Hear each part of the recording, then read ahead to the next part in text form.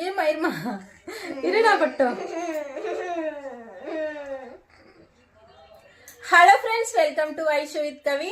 இன்னைக்கு என்ன வீடியோ பார்க்க போறேன்னு பாத்தீங்கன்னா, ஒரு ஸ்டோரி தான் உங்களோட ஷேர் பண்ணிக்க போறேன். இப்ப ரீசெண்டா நான் உங்களோட ஸ்டோரியை ஷேர் பண்றதுக்கான காரணம் என்னன்னு பாத்தீங்கன்னா, நம்மளுடைய சேனல்ல பாத்தீங்கன்னா ஸ்பெஷல் சைல்டு இல்லாத பேரண்ட்ஸும் நிறைய பேர் பாக்குறாங்க. எப்பவுமே வைஷுமா கூட ஆக்டிவிட்டி பண்றது, அவளோட எக்ஸசைஸ் பண்றது, அவளோட விளையாடுறது, அதுக்கப்புறம் ஸ்பெஷல் சைல்டு பேரண்ட்ஸ் உடைய ஸ்ட்ரகிள், இது எல்லாத்தையுமே போட்டுக்கிட்டு இருந்தா மற்றவங்களுக்கு போர் அடிச்சு போயிடும் இல்லையா? அதனாலதான் லாங் வீடியோலாம் மோட்டிவேஷனல் ஸ்டோரி போடலாம் அப்படின்னு சொல்லி மோட்டிவேஷனல் ஸ்டோரி போட்டுட்டு இருக்கேன். இப்போ பட்டு ரெடி ஆயிட்டு இருக்கா. எதுக்குன்னு பாத்தீங்கன்னா, அவளை இதுல படுக்க வைக்க போறேன். வைஷுமாக்கு பிசியோதெரப்பி சொல்லியிருக்கு. பிசியோதெரபிஸ்ட் பாத்தீங்கன்னா வைஷுமா குப்புற படுக்க வைக்கணும்னு சொல்லியிருக்காங்க. அது மட்டும் இல்லாம குரான் பொசிஷன்ல, இந்த பொசிஷன்ல படுக்க வைக்கணும்.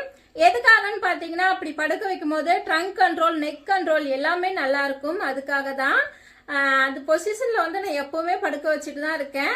இன்னைக்கு அதை தான் நான் படுக்க வைக்க போறேன். ஓகே, இன்னைக்கான கதை என்னன்னு பாத்தீங்கன்னா, பாவம் எது, மன்னிக்கவே முடியாத பாவம் எது, அதை பத்தி தான் இன்னைக்கு நம்ம கதையா பார்க்க போறோம். பாவம் எது, மன்னிக்க முடியாத பாவம் எதுன்னு சொன்னதுமே உங்கள பல பேர் இதுதான் மன்னிக்க முடியாத பாவம் அப்படின்னு சொல்லுவீங்க இல்லையா? ஆமா, ஆனா இந்த கதை முற்றிலுமா நம்ம நினைக்கிறதுக்கெல்லாம் மாறான ஒரு பதில தான் சொல்லும். சரி, வாங்க கதைக்குள்ள போலாம். பட்டோ, நீ படுத்துக்க, வாடா பட்டோ, படுத்துக்க வா. இந்த கதை ஆரம்பிக்கிறது எங்கன்னு பாத்தீங்கன்னா, யமதர்மராஜாவுடைய அரசவையில தான் இந்த கதை ஆரம்பிக்குது. யமதர்மராஜா சிம்மாசனத்துல கம்பீரமா உக்காந்துருக்காரு தீர்ப்பு வழங்குறதுக்காக. அவருடைய வலது பக்கமா சித்திரகுப்தர் பாவ புண்ணிய புக்குகளை வச்சுக்கிட்டு உக்காந்துருக்காங்க. மேலோகத்துல தீர்ப்பு வழங்கும் படலம் அப்படின்னே வச்சுக்கலாம். எல்லாருமே மறிச்சதுக்கு அப்புறம் மேலே போவோம். மேலே போனால் யமதர்மராஜா அவங்களுடைய பாவ புண்ணியத்துக்கு தகுந்தவாறு நரகமும் சொர்க்கமும் தருவாங்க அப்படின்றது நம்மள பல பேருக்கு தெரியும். இது கதையாக இருந்தாலும் உண்மையாக இருந்தாலும் இது தெரியாதவங்க யாருமே இருக்க மாட்டாங்க.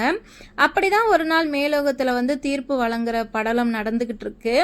நிறைய பேர் கீழே இறந்து மேலே வந்தவங்களுக்கு உனக்கு நரகம் உனக்கு சொர்க்கம் அப்படி சொல்லி பார்த்து யமதர்மராஜா தீர்ப்பு வழங்கி அனுப்பிக்கிட்டு இருக்காரு. அப்படிதான் மேலே ஒரு பொண்ணு வந்திருக்கா. அவளுடைய பேர் திரௌபதின்னு வச்சுக்கலாம். அவளுக்கும் தீர்ப்பு வழங்குறாங்க. முதல் 10 நாள் மட்டும் நீ நரகத்தில் இருக்கணும் அப்படின்னு சொல்லி யமதர்மராஜா அவளுக்கு தீர்ப்பு வழங்குறாரு. அவ யோசிச்சு பார்க்குறா, நம்ம யாருக்கும் எந்த கெடுதலுமே செய்யலையே, நாம் நல்ல நேர்மையாக உண்மையாக வாழ்ந்து உத்தமமாக வாழ்ந்து வந்திருக்கோம். அதாவது பாவ புண்ணியத்துக்கெல்லாம் அவள் பயந்து வாழுவா. இதை பண்ணனா நம்மளுக்கு பாவம், இதனால் நம்மளுக்கு நரகம் கிடைக்கும்னு சொல்லி பூமியில் வாழும் போதே செய்கிற தவறு செய்யாமல் எப்படி வாழலான்னு சொல்லி ஒன்றும் யோசித்து வாழ்ந்த பொண்ணு தான் திரௌபதி. அவளுக்கு முதல் 10 நாள் நரகம் சொன்னதுமே அவளுக்கு மனசு ரொம்பவுமே கஷ்டமாயிடுச்சு. நாம் எந்த பாவமுமே பண்ணலையே, நமக்கே நரகம் கொடுத்தாங்க அப்படின்னு சொல்லி யோசிச்சு யமதர்மராஜாட்ட கேட்குறார். யமதர்மராஜா, என்னுடைய பாவ புண்ணிய கணக்குகளை சரியா பாருங்க, நான் ஏன் முதல் 10 நாள் நரகத்துக்கு போகணும் அப்படின்னு சொல்லி கேள்வி கேட்குறா. அதுக்கு யமதர்மராஜாவுக்கு பதிலா இருக்காது, அவர் தான் தர்மராஜா இல்லையா?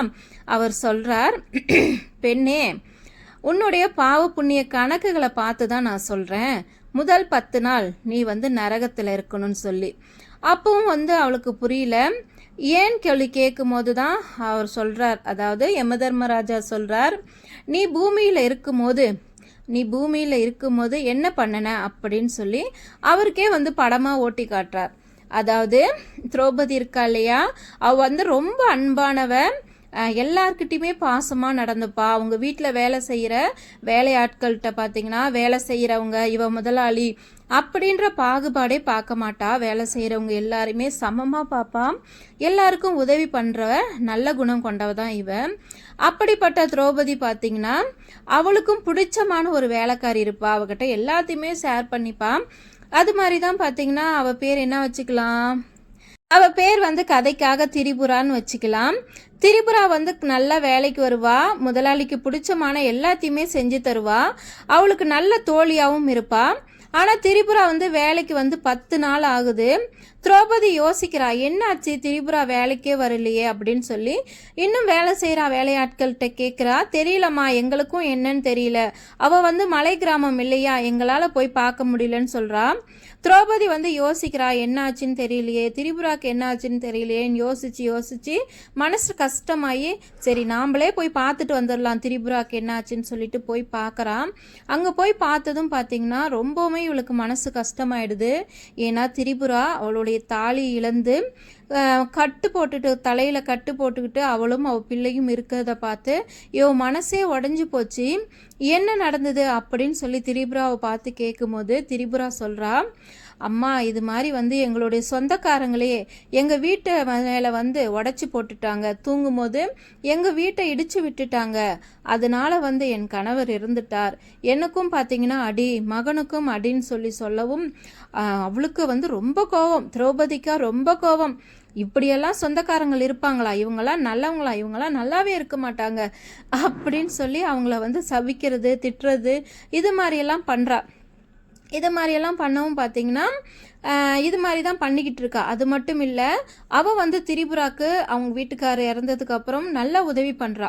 வீடு இடிஞ்ச வீட்டை கட்டி கொடுக்குறா, மகன் படிப்புக்கு உதவி செய்கிறா, எல்லாமே வந்து அவள் பார்த்துக்கிறா. ஏன்னா தோழிக்கு தோழி வேலைக்காரிக்கு வேலைக்காரி இல்லையா, அதனால எல்லாமே இவள் பார்த்துக்கிறா. எல்லாமே பார்த்துக்கிட்டா கூட திரிபுராவோட இந்த நிலைமைக்கு காரணம் அப்படின்னு சொல்லி வரும்போது அவளை பார்க்கும்போது எப்பப்போ அவளுக்கு வந்து பரிதாபமோ தெரியுதோ அப்போ எல்லாமே பார்த்தீங்கன்னா அவங்களாம் நல்லா இருப்பாங்களா, அவங்களாம் நாசமாக போயிடுவாங்க, இப்படியெல்லாம் யாராவது பண்ணுவாங்களா, ஒரு பொண்ணுடைய வாழ்க்கை இப்படியெல்லாம் கெடுப்பாங்களா, இப்படியெல்லாம் வீட்டை இடித்து அவருடைய கணவரை கொல்லுவாங்களான்னு சொல்லி திட்டிக்கிட்டே இருப்பாளாம். இப்படி தான் திட்டிக்கிட்டே இருப்பாளாம். இதை தான் வந்து யமதர்மராஜா அவளுக்கு வந்து படமாக ஓட்டி காட்டுறார். அப்போ பார்த்தீங்கன்னா திரௌபதி பார்த்ததுக்கு அப்புறம் கூட பார்த்தீங்கன்னா திரௌபதி யமதர்மராஜா கிட்ட வாதாடுறா. இதில் என்ன இருக்கு யமதர்மராஜா, நான் உங்களை திட்டினதில் என்ன இருக்கு, அவங்க எப்படிப்பட்டவங்க தெரியுமா, திரிபுராவுடைய சொந்தக்காரங்க எப்படிப்பட்டவங்க தெரியுமா, அவளுடைய வீட்டை இடிச்சு அவள் கணவனை கொன்று அவள் பூவும் பொட்டையும் எடுத்து அவளை நிர்கதியாக வந்து நிற்க வச்சுட்டாங்க, அவங்களாம் நல்லாவே இருக்க மாட்டாங்க, அவங்களாம் நாசமாக போயிடுவாங்க அப்படின்னு சொல்லி யமதர்மராஜா முன்னாடியே அவளுடைய ஆவேசத்தை கொட்டுறா.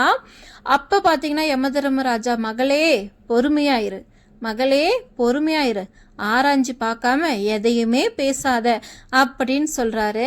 சொன்னதுக்கப்புறம் வந்து யமதர்மராஜா திரௌபதிக்கு கட்டளையிடுறார், மகளே கண்ணை மூடு, கண்ணை மூடு அப்படின்னு சொன்னதும் இவளும் வந்து கண்ணை மூடிக்கிறா. கண்ணை மூடினதுக்கப்புறம் அன்னைக்கு நைட்டு, அதாவது திரிபுராவுடைய வீடு இடிஞ்சு அவளுடைய கணவர் செத்தான்னு சொல்கிறாங்க இல்லையா, அன்னைக்கு நைட்டு அங்கே என்ன நடந்தது அப்படின்றத பார்க்கறதுக்காக யமதர்மராஜா அவளை அனுப்புகிறார்.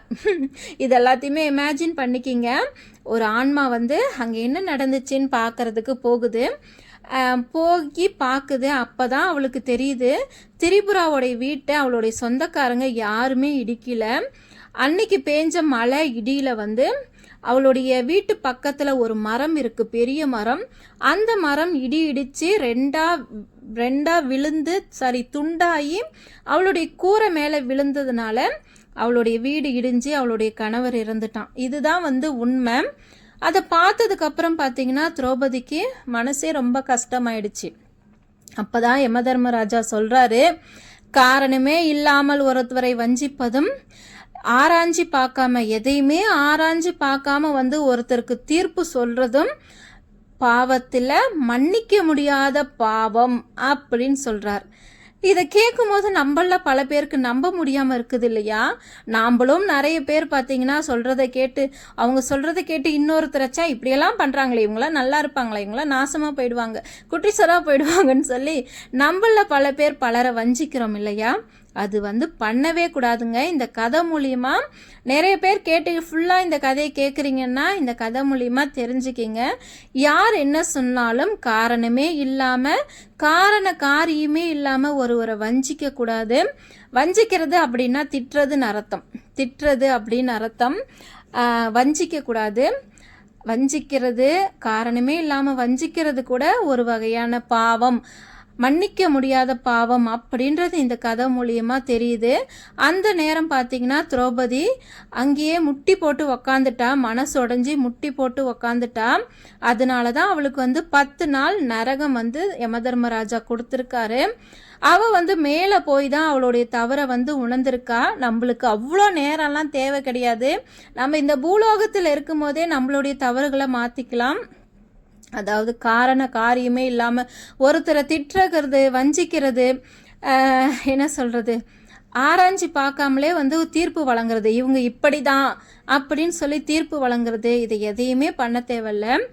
ஆராய்ச்சி பார்க்காம பார்த்தீங்கன்னா ஒருத்தரை பார்த்ததுமே ஒருத்தங்க சொல்லுவாங்க, ஒவ்வொரு காரணத்தில் பார்த்தீங்கன்னா இவங்கள பார்த்தாலே எனக்கு பிடிக்கல அப்படின்னு சொல்கிறவங்களாம் இருப்பாங்க. என்ன காரியம் என்ன காரணம்னு சொல்லி கேட்டால் அவங்களுக்கு சொல்ல தெரியாது. ஆமாங்க, ஆராய்ஞ்சு பார்க்காம வந்து ஒருத்தருக்கு தீர்ப்பு வழங்குறது தவறான முடிவு. அது வந்து பாவத்தில் மன்னிக்க முடியாத பாவம் அப்படின்றத வந்து நான் இந்த கதை மூலியமாக தெரிஞ்சுக்கிட்டேன். இந்த கதையை முழுசாக கேட்டிருந்தீங்கன்னா கண்டிப்பாக நீங்களும் தெரிஞ்சிருப்பீங்க நான் நம்புகிறேன். ஓகே ஃப்ரெண்ட்ஸ், கண்டிப்பாக வந்து ஒரு நல்ல கதையை உங்ககிட்ட கொண்டு வந்து சேர்த்தேன் அப்படின்ற மனநிறைவையோட இன்றைக்கி வீடியோ வந்து முடிச்சுக்கிறேன். நாளைக்கு வந்து வேறொரு நல்ல வீடியோவோட உங்களை வந்து சந்திக்கிறேன். Be positive friends. நல்லதே நினைப்போம், நல்லது மட்டும் நினைப்போம், நல்லதே நடக்கும்னு சொல்லி இந்த வீடியோவை இதை முடிச்சுக்கிறேன். Tata, bye by.